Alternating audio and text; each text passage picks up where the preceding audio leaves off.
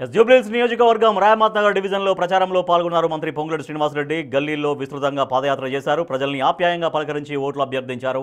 చిల్లర వర్తకులు, షాపులు యజమానుల వద్దకు వెళ్లి ఓట్లు అడిగారు. మంత్రితో కలిసి పాదయాత్రలో కార్యకర్తలు భారీగా పాల్గొన్నారు. శ్రీరామ్ నగర్, సంధ్యానగర్, కార్మిక నగర్తో పాటు వినాయక నగర్, ఎస్పీఆర్ హిల్స్లో పాదయాత్ర చేశారు మంత్రి పొంగులేటి శ్రీనివాసరెడ్డి.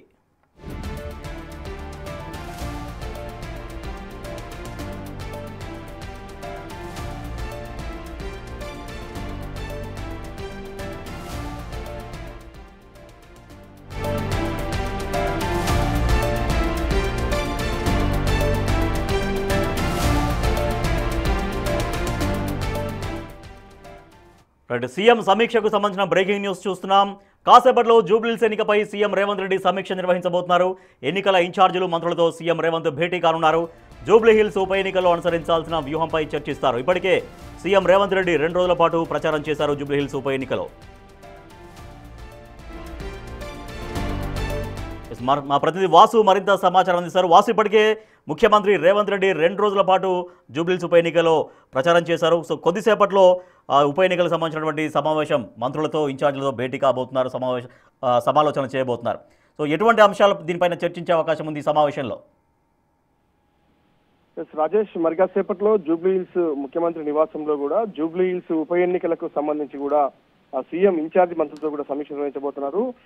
ఇప్పటికే అంటే దాదాపుగా సమయం మరొక వారం రోజులు మాత్రమే ఉన్నటువంటి నేపథ్యంలో కూడా తదుపరి ప్రచారానికి సంబంధించి కావచ్చు, పోల్ మేనేజ్మెంట్ సంబంధించి కావచ్చు, ఎన్నికల్లో ఎలా ప్రచారం చేయాలి అన్న అంశానికి సంబంధించి డోర్ టు డోర్ ప్రచారాన్ని కూడా ప్రతి ఒక్క 100 ఓట్లకు సంబంధించి కూడా ఒక ఇన్ఛార్జిని ఏర్పాటు చేసుకొని ముందుకు పోవాలి. ఎందుకంటే గత 2 రోజుల క్రితమే ప్రచారం స్టార్ట్ చేసినటువంటి ముఖ్యమంత్రి మరొక వారం రోజులు మాత్రమే మిగిలింది. 9వ తారీఖున ఎన్నికల ప్రచారం ముగుస్తుంది, 11న ఎన్నికలు జరగాల్సి ఉంది.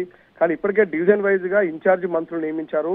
కానీ ఆ ఇన్ఛార్జి మంత్రులకు సంబంధించినటువంటి ఎమ్మెల్యేలు కూడా ప్రస్తుతం జూబ్లీహిల్స్ లో ప్రచారం చేస్తున్నారు. కానీ ఏదైతే పూర్తి స్థాయిలో కూడా డోర్ టు డోర్ కేవలం రోడ్లపైనే ప్రచారం కాకుండా ఈ ప్రతి ఇంటిని కూడా టచ్ చేయాలి. వాళ్లకు ఇప్పటి వరకు కాంగ్రెస్ పార్టీ చేసినటువంటి అభివృద్ధి ఏంది, ప్రభుత్వం ద్వారా జూబ్లీహిల్స్ కాన్స్టిట్యున్సీ చేయబోతున్నటువంటి అభివృద్ధి సంక్షేమ పథకాలు ఏమున్నాయన్న అంశానికి సంబంధించి గత 10 ఏళ్ల పాలనలో బీఆర్ఎస్ పార్టీ జూబ్లీహిల్స్ చేసింది ఏమీ లేదు. ఆ విషయాన్ని ప్రజల్లోకి తీసుకెళ్లాలి. ఎందుకంటే అభివృద్ధి పరంగా కావచ్చు, ఏదైతే బస్తీలు ఎక్కువగా ఉంది, మైనార్టీలు ఎక్కువగా ఉన్నటువంటి ప్రాంతాలకు సంబంధించి కూడా గత బీఆర్ఎస్ పార్టీ ఏం చేయలేదన్న విషయాన్ని ఆ ప్రజల్లోకి వెళ్లడం లేదనేది ముఖ్యమంత్రి గుర్తించారు. కాదు ఈ నేపథ్యంలోనే ఇప్పటికే పొంగులేటి శ్రీనివాసరెడ్డితో పాటు మంత్రులు పొన్నం ప్రభాకర్ తో పాటు ఉత్తమ్ కుమార్ రెడ్డి కూడా సీతక్కతో పాటు ప్రతిరోజు అక్కడ ఎన్నికల ప్రచారంలో పాల్గొంటూ ఉన్నారు. కానీ తిరిగి కేవలం కొద్ది రోజులు మాత్రమే ఉన్నటువంటి నేపథ్యం ఇక సోషల్ మీడియాతో పాటు మిగతా మీడియాలో కూడా వస్తున్న కథనాలకు సంబంధించి అంటే ఇటీవల కాలంలో కూడా చాలా పెద్ద ఎత్తున కాంగ్రెస్ పార్టీపై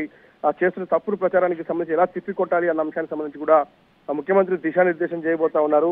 అయితే ఖచ్చితంగా కూడా ప్రతి ఒక్కరు అంటే ప్రతి ఒక్క ఓటర్ని ప్రతి ఇంటిని కూడా టచ్ చేయాలి. ఎవరెవరికైతే డివిజన్ వైజ్ గా ఇప్పటికే మంత్రులకు ఇన్ఛార్జ్ ఇచ్చారో వాళ్ళంతా కూడా డోర్ టు డోర్ ప్రచారం చేయాల్సిందేనంటూ కూడా ముఖ్యమంత్రి ఇప్పటికే స్పష్టం చేశారు.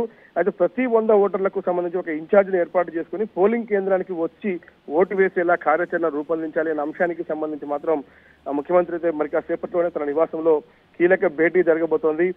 ఇప్పటికే 4 డివిజన్లకు సంబంధించినటువంటి ప్రచారంలో ఆయన పాల్గొన్నారు.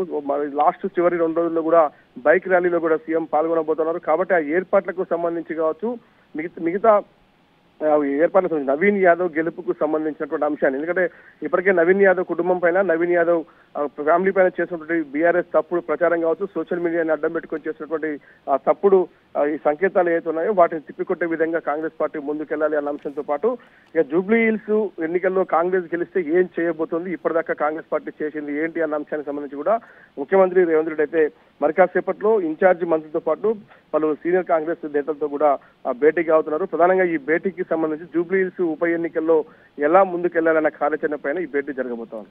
Right, thank you Vasu. కొద్దిసేపట్లో సీఎం రేవంత్ రెడ్డి నివాసంలో జూబ్లీహిల్స్ ఉప ఎన్నికకు సంబంధించిన వ్యూహాలకు సంబంధించిన భేటీ జరగబోతోంది.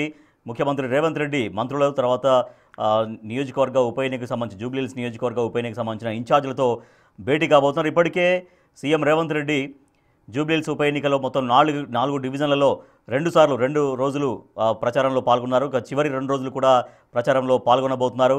ఇంకా ఇవాల్టితో కలుపుకుంటే 8 రోజులు మాత్రమే సమయం మిగిలింది. నవంబర్ 11న పోలింగ్ అంటే నవంబర్ 9 సాయంత్రం వరకే ప్రచారం చేసుకోవచ్చు. కాబట్టి ఇవాళతో కలుపుకుంటే మొత్తం 8 రోజులు ఉంది. ఇంకా రేపటి నుంచి అయితే 7 రోజుల సమయం మాత్రమే మిగిలి ఉంది. నవంబర్ 11న జూబ్లీహిల్స్ ఉప ఎన్నికకు పోలింగ్ జరగబోతుంది. 14న కౌంటింగ్ జరిగి అదే రోజు ఫలితం రాబోతోంది.